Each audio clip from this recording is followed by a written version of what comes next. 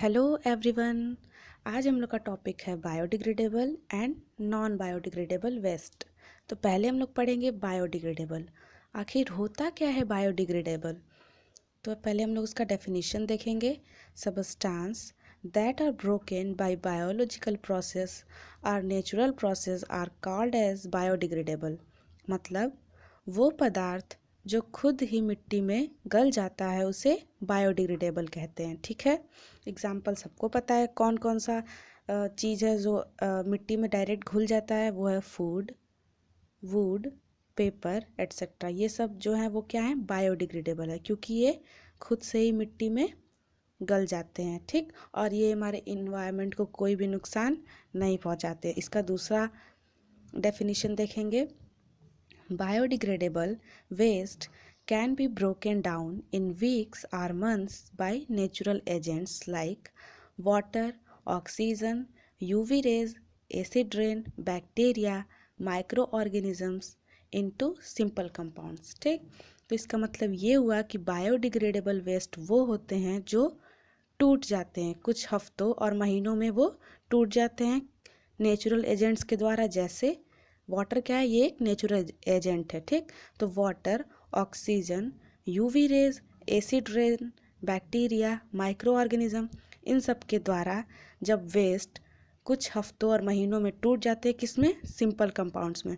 Simple compounds मतलब वो क्या हो जाते हैं, डिज़ोल्व हो जाते हैं और सॉइल का एक पार्ट बन जाते हैं। ठीक, जब भी हम लोग फूड या फिर जैसे आपने केले का छिलका या फिर कोई भी सब्जी का छिलका अगर आप जाके मिट्टी में डाल देते हैं तो वो कुछ दिन बाद वहाँ रहता है? आप जाके देखते हो तो वहाँ रहता है? नहीं रहता है, वो मिट्टी में मिल जाता है, मतलब वहाँ से वो गायब हो जाता है।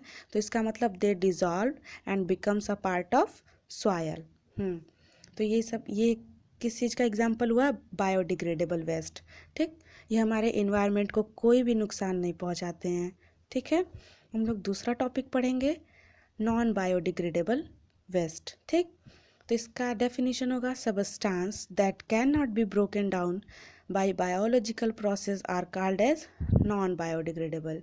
मतलब वो पदार्थ जो मिट्टी में जाने के बाद भी नष्ट नहीं होते और सालों साल तक वैसे ही पड़े रहते हैं, उसे नॉन बायोडिग्रेडेबल कहते हैं। ठीक है, एग्जाम्पल सब लोग जानते हैं, प्लास्टिक।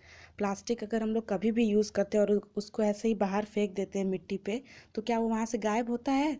कि इतने सालों तक वही ज़मीन में धंसता चला जाता है, लेकिन वहाँ से वो गायब नहीं होता है, मिट्टी में नहीं मिलता है। ठीक है, तो प्लास्टिक और ग्लास ये सब क्या है, नॉन बायोडिग्रेडेबल वेस्ट के एग्जाम्पल हैं। जैसे the waste that cannot break down into simpler molecules by various natural agents even in hundreds of years is called non biodegradable waste।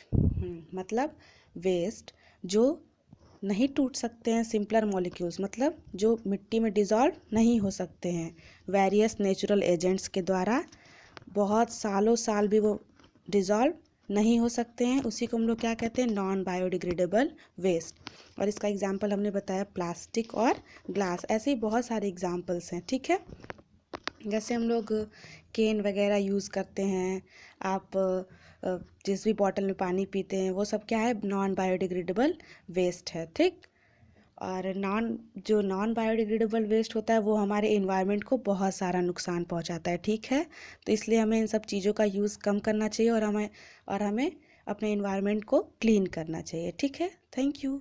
फिर आएंगे दूसरे टॉपिक के साथ।